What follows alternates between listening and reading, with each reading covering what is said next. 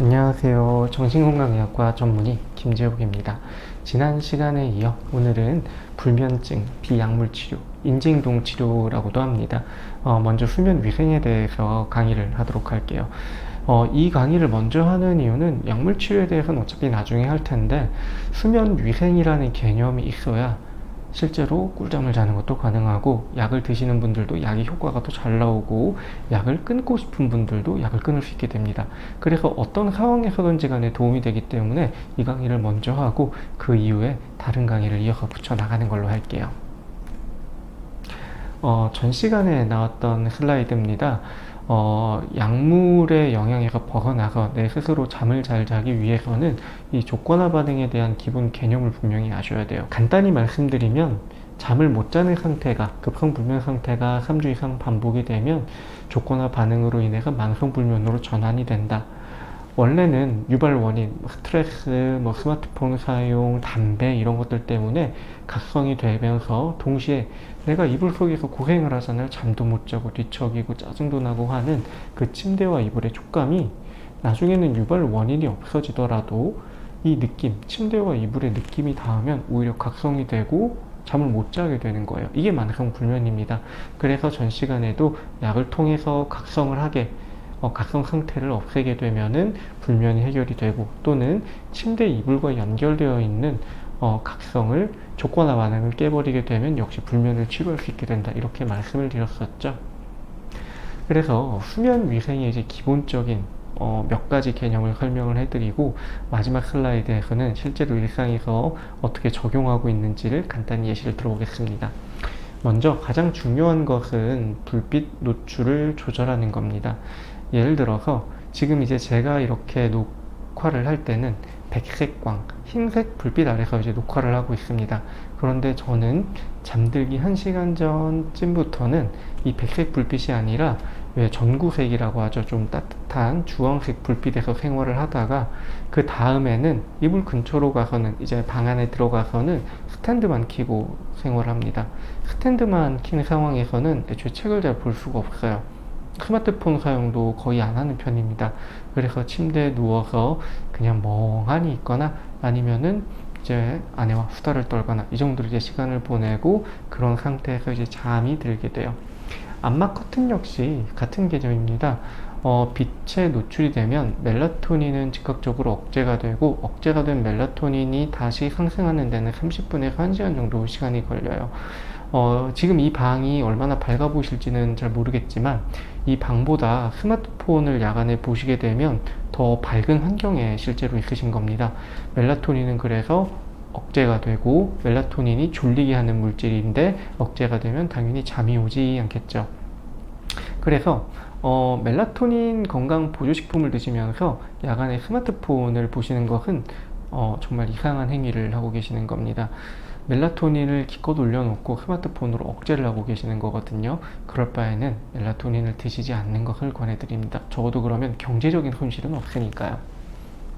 두 번째는 적절한 온도입니다. 최근 정신과에서 이제 새로운 트렌드가 되고 있는 것이 기후와 정신의학 분야입니다. 우리나라도 점점 여름이 더워지고, 여름이 더워짐으로써 우울이나 이제 불안 같은 질환의 발생률도 같이 올라간다는 연구들이 조금씩 나오고 있는데, 불면 같은 경우에는 이견이 없어요. 더워지면 무조건 못 잔답니다. 그리고 여름에 그래서 에어컨을 못 키는 상황들이 제법 있으십니다. 에어컨이 고장났거나, 또는 그 에어컨 사용과 관련된 트라우마 있는 분들 종종 있으시거든요. 에어컨에서 이제 불이 난 적이 있거나, 실외기에서 불이 난 적이 있거나 하면 여름에 무서워서 에어컨 못 키고 주무세요. 그러면 저 적절한 온도 18도에서 22도를 버근한 온도에서 수면을 취하게 되면 잠드는데도 시간이 걸리고 잠은 무조건 중간에 깨게 됩니다. 그래서 되도록이면 이 적절한 온도를 유지해 주시고요. 한여름에도 그래서 못 주무시는 경우가 많지만, 한겨울에도 전기장판 덕분에 못 주무시는 경우 굉장히 많습니다. 전기장판 온도는 그래서 제일 낮은 온도로 제발 좀 해주셨으면 좋겠어요. 방 전체 온도를 차라리 올리는 게 수면을 훨씬 더 유리합니다. 그래서 온도에 관해서도 체크를 좀 해주셨으면 좋겠고요. 세 번째는 자기 전 루틴 및 규칙적인 수면 습관입니다. 먼저 잠드는 시간과 기상 시간이 매번 바뀌게 되면 결국 연배가 어느 정도 들어가는 불면을 피할 수가 없습니다. 수면 사이클이 규칙적이어야 제때 잠을 편하게 자고 제때 각성이 되는데 그 사이클이 매번 엉키는 2교대, 3교대 근무자분들 같은 경우에는 정말 나이가 들어서 고생하시는 경우가 많으세요. 자기 전 루틴은 아까 제가 말씀드린 그런 루틴입니다. 잠들기 이제 1시간 전에는 빛을 이제 어느 정도 강도로 하고 그 빛 아래에서 할 수 있는 활동이 좀 정해져 있잖아요. 밝은 불빛 안에서는 뭐 스마트폰을 하거나 책을 보거나 이런 게 문제가 없지만 이제 전구색, 주황색 불빛 아래서는 책을 보는 정도도 조금은 버거워지고 그것보다 더 어두운 조명은 책 보는 것도 어려워집니다. 그래서 밝기에 맞춰서 적절한 활동을 점점 이제 줄여나가는 걸로 그렇게 이제 잡아주시고, 그리고 중요한 것 4번, 야식 안 드세요. 야식을 드시게 되면은 장 운동이 활발해지면서 야간에 계속 깨게 됩니다. 그래서 야식은 되진 않지만 적절한 스낵은 괜찮아요. 약간의 뭐 고구마 아니면 바나나 이런 것들은 공복이 또 사람 잠을 조금 깨우거든요. 그런 것을 이제 막아주기 때문에 약간의 간식은 도움이 되고, 간식을 드시고 난 이후에 되도록이면 양치는 하시자. 이렇게 이제 기억해 주시면 좋을 것 같습니다. 여담으로 말씀드리면 건강기능식품 중에 젤리 형태의 건강기능식품은 딱히 추천해 드리지 않습니다. 건강기능식품을 다들 약과 비슷한 개념으로 생각하셔서 그걸 드시고 양치 안 하시잖아요. 이빨이 다 상하시게 됩니다. 그러니까 좀 주의를 부탁드릴게요. 5번입니다. 운동은 잠들기 2시간 전에 종료하셔야 됩니다. 왜냐면은 온도와 관련이 있습니다. 운동하시게 되면 체온이 오르죠. 오른 체온이 다시 떨어지는 데는 시간이 2시간 정도 소요가 됩니다. 그래서 고강도의 운동을 하신다, 크로스핏을 하신다면 이것보다 조금 더 시간을 벌리시는 것이 좋고요. 저강도의 운동을 한다, 뭐 스트레칭 정도다라고 하면은 이것보다 더 짧으셔도 되겠죠. 그런데 적어도 이불 속으로 들어가는 시점에서 따뜻하다 느낌이 든다면은 이것은 잠을 못 자겠구나 생각하시면 될 정도의 상황이라고 여기시면 됩니다. 6번, 이것도 역시 당연한 얘기입니다. 술과 커피 도움 안 됩니다. 이미 불면이 있는 상황에서는 내가 잠을 잘 자고 싶다면 일시적으로라도 술과 커피는 중단하시는 게 도움이 됩니다.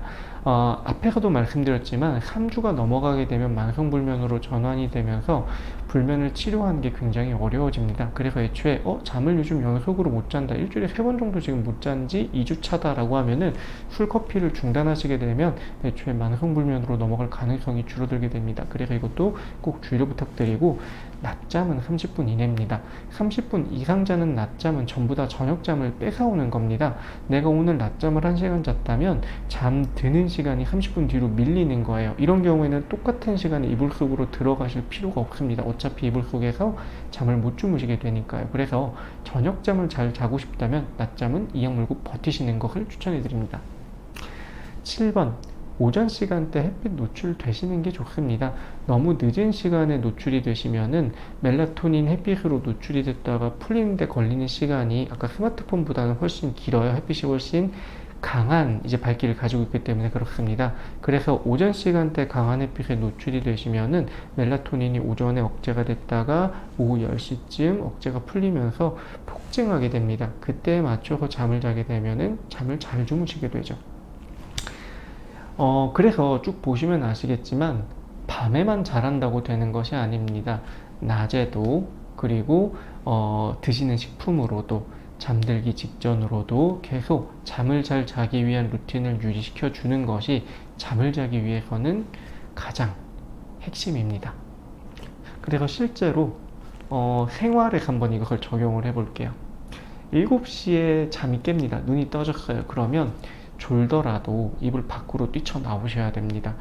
왜냐면은 이불에 닿아 있는 상태에서 잠을 안 자게 되면 결국 각성과 이불이 조건화가 되면서 불면의 단초가 돼요. 그래서 내가 졸더라도 방바닥에서 졸겠다, 또는 책상에서 엎드려서 졸겠다 하는 느낌으로 이불은 박차고 나오셔야만 하는 겁니다. 그 다음에는 오전 시간 중에 이제 학교를 가거나 직장을 가면서 햇빛에 좀 노출돼 주세요. 시간 여유가 있다면 햇빛 그냥 멍하니 받고 계셔도 참 좋습니다. 필요하다면 이 시간대에 카페인 섭취는 나중에 도움이 되기도 합니다. 카페인에 너무 민감한 분이 아니라면 이 타이밍에 커피를 드셨으면 좋겠습니다. 늦은 오후에 드시는 것보다는 지금 드시는 게 더 나아요. 낮잠은 30분 이내고요. 적절한 활동은 정말 도움이 많이 됩니다. 엘리베이터 대신에 이제 계단을 오르시거나 걸어갈 수 있는 거리라면은 걷는 정도의 운동을 해주시면 도움이 됩니다. 6시쯤 이제 저녁 식사를 하고, 이건 근데 예시예요. 각자 이제 다르시겠죠? 6시쯤에 저녁 식사를 하고 난 이후에 야식은 드시지 않는 것을 권해드립니다. 그리고 이제 밥 먹고 어느 정도 배가 꺼지면 운동하기 딱 좋은 상태죠. 운동을 시작하고 1시간 정도 이제 운동을 하신 다음에 운동을 마치시고 종료 후에 간식을 드시는 것이 좋습니다. 아무래도 운동을 하면서 이제 혈당이 떨어진 것도 있을 거고 배고픈 상태에서는 잠이 잘 들지 않기 때문에 미리 간식을 먹어야 되는데, 또 너무 직전에 간식을 먹고 양치하게 되면 그것도 잠이 좀 깨죠. 그래서 운동 종료한 이후에 간식을 먹고 9시쯤에 미지근한 물에 샤워. 미지근하다의 개념이 우리나라에서는 뜨겁다가 시원하기 때문에 미지근하다의 개념을 잘 모르시는 경우가 되게 많으세요.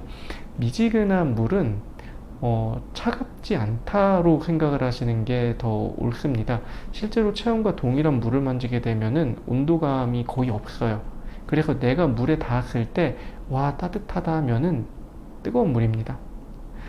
그래서 미지근한 물에 샤워를 하고, 샤워를 하면서 아까 간식 먹었으니까 양치하면 좋겠죠. 그렇게 한 다음에 전구색 조명으로 조명이 조절 가능하시다면 조절하신다면 좋겠습니다.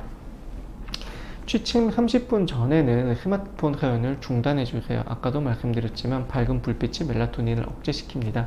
그래서 30분 전에는 스마트폰 사용을 중단하고 천천히 이제 유튜브를 틀되 영상은 보지 않고 소리만 들으면서 스트레칭을 하고, 조명은 이제 대개 그 스탠드 조명이 있죠. 침대 옆에 놓는 스탠드 조명이 있다면 그 조명만 켜고 이제 스트레칭을 하면서 하루를 마무리하신다 생각하시면 돼요. 그래서 그렇게 이제 노곤노곤해진 상태에서 이불 속으로 들어가셔서 30분 이내에 주무신다면 이게 꿀잠 루틴이 되겠습니다. 그래서 지금 이야기한 것 중에 이건 내가 좀 할 수 있겠다라고 하는 것들을 하나 둘씩 한번 시도를 해보시면서 잠자는 것이 편해지는 것을 느끼셨다면 나머지 것들도 조금씩은 시도해 주세요. 그런데 저에게 이 8가지 중에 한 가지만 반드시 해야 된다 하면은 저는 당연히 7번입니다. 옛날에는 잠을 잘 못 주무신다고 하면은 커피 드세요, 술 드세요를 물어봤는데요. 요즘에는 스마트폰 보세요, 운동 몇 시에 끝내세요로 물어봅니다. 워낙 운동이 대중화되어 있는 것도 있고, 또 스마트폰 같은 경우에는 침대 속에서 활용하시는 경우가 워낙 많으세요. 그래서 단 하나만 내가 교정을 해서 꿀잠을 잘 수 있는 가장 좋은 방법은 스마트폰 충전기를 애초에 손에 닿지 않는 곳으로 멀리 배치하는 것입니다. 자, 오늘은 이렇게 수면 위생 그리고 꿀잠 루틴에 대해서 말씀드렸습니다. 각자 한번 이걸 보시고 그래도 내가 잠을 잘 자기 위해 어떤 걸 개선할 수 있는지 고민을 한번 해보셨으면 좋겠습니다. 그럼 오늘 여기까지 하는 것으로 하겠습니다. 감사합니다.